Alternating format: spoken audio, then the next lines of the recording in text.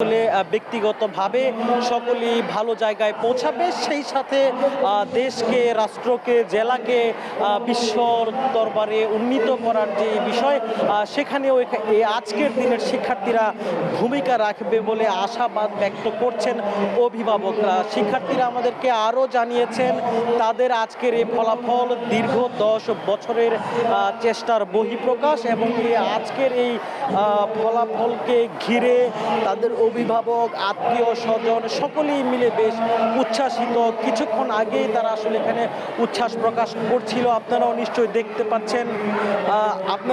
দেখতে পাচ্ছেন যে শিক্ষার্থীদের পাশাপাশি শিক্ষক, অভিভাবক সকলেই আসলে আজকের দিনে একত্রিত হয়েছেন। এই আনন্দ ঘন মুহূর্তটিকে তারা উপভোগ করছেন।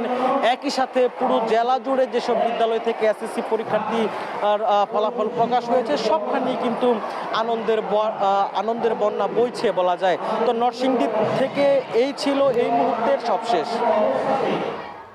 নরসিংদীর স্কুল থেকে শিক্ষার্থীরা শতভাগ GPA 5 পেয়েছেন এবং সেই খবরই জানাচ্ছিলেন সহকর্মী রাকিবুল ইসলাম।